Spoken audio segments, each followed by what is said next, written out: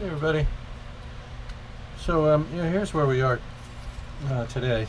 Um, I've got the kind of a dummy motor rigged up and installed, and that's what that looks like of our propeller shaft. As you can see, when I put in the the firewall, it fits in there nicely. Gets behind all this flange area, and it should go onto our fuselage. I put another bulkhead here, made another one out of 3/32, and what will happen is once I get all this infill done and start sanding, we'll get some reduction going here, and then all of that will fit right neatly inside of this. And then we can be in the process of just carefully sanding away this flange, and then using filler for any voids or gaps. But it should actually fit in there pretty snugly and give us a nice clean line once the flange itself is taken care of. So that's typically how I do this connection here.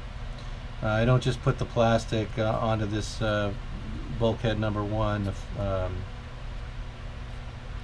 Formers number one.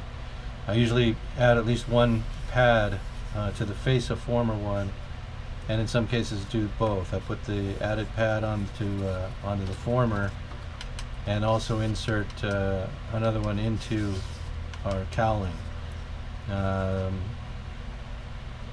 Did this with the de Havilland, the Beaver, the Cessna 170 Cessna 170. So in this series of aircraft, this works basically on all of them. It's a good way to do the attachment. It's really a good way to do the attachment of any plastic part, especially if it's a flat back component, whether it's cowling, wheel pants that are flat backed, anything like that.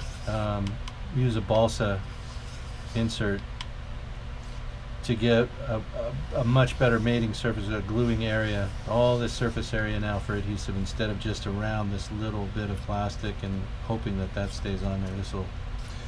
This is definitely going to stick. Also, we've had to make some adjustments to the panel. Right, looked like a good fit in there before, but when the ends carried all the way out to here, it was going to block our cabin sides from seating properly. You see, they come right inside of this former, and they couldn't do that if the panel reached all the way out to that. So I had to slice off about 1/8 of an inch from each side. So that's why now the panel sides are a little straighter here. And looking at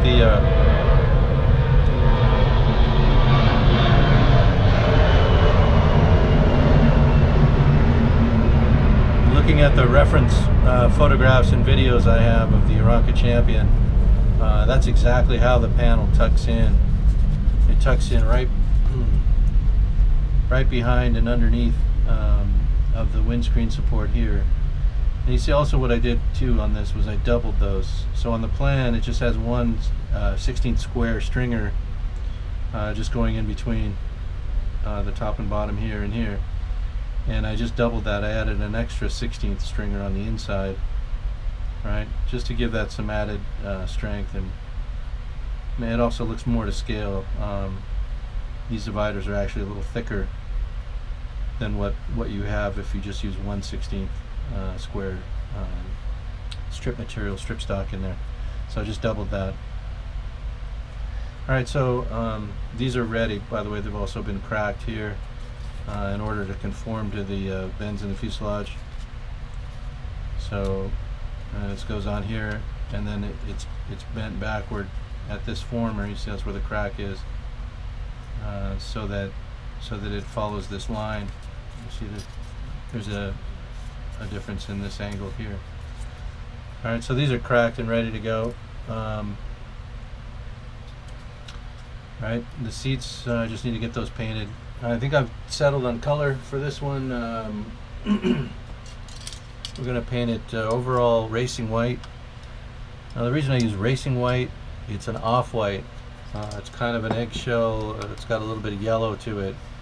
I don't like refrigerator white on any model really. One, it kind of just looks like the unfinished plastic of a plastic model, but two, it's just too bright of a white. It's a little unrealistic.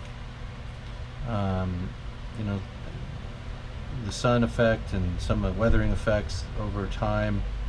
White tends to yellow anyway over time, and in scale modeling, an exact color, harsh whites, harsh reds, harsh colors, they tend to look a little cartoonish.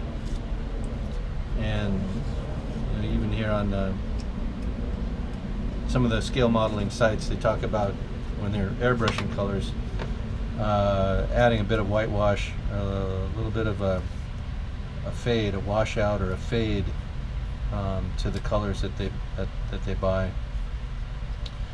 And I can't do that with a rattle can, but what I can do is use like a different shade and come at it from that angle, and say make a lot of different variants of every color. I like this coral blue. I think this with silver pinstripe here and there over the white should look pretty good. And then all of that on top of the polished aluminum floats. I think that'll be a good combination. I want the interior probably just be light gray, maybe light gray and white, maybe light gray and this blue. For the accents on the seats, maybe I'll do a light gray seat with just a little bit of blue where the cushion pad is. I don't know, thinking out loud. Still lots of time to make up our mind on all that coloring stuff. Right now it's time to get the infill going. I want to do the infill around the cabin, around the cockpit. Get just this section filled in, and then I can put in the little details that I'm going to put in here. Probably put the sides in. I'll use cardstock for the sides. The Aranca Champion actually has this wide of a lip running on both sides of it at this height here inside the cabin.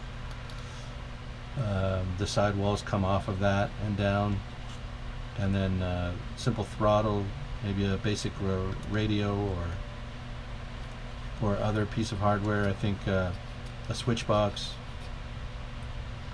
that would house the navigation switches, the circuit breakers and everything else. Little panel box over here, just basic stuff. And then the control stick and 2 control sticks, 2 seats.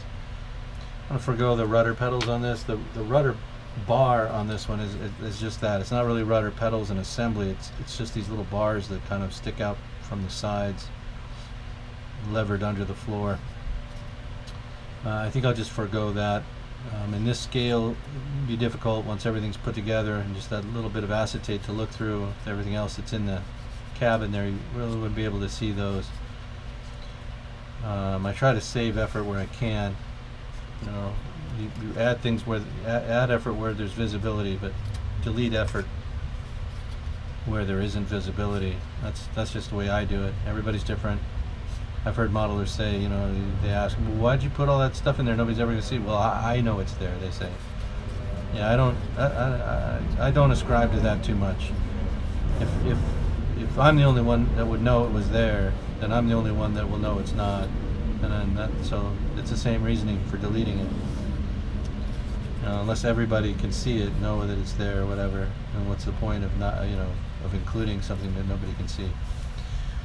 Yeah, I probably said that 65 ways now. I'll think of another one. But anyway, that's why I omit stuff like that, and you know, it's just my personal taste. Anybody can do whatever they want. All right, so we're going to start the infill here, and then I'll build up the cabin interior. We'll decide on what to do with the seats color-wise, and then install them. And then we'll carry on with our build. Now that we kind of have an idea what paint we're going to use and all that, it's going to move a little bit, should move a little faster.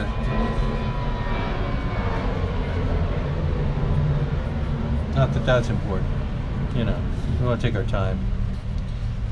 But this is an update. You see where we are on the project. And I'm going to switch the camera off while I get everything laid out here, and then I'll probably run a little bit of time lapse of the infill. We'll go from there later.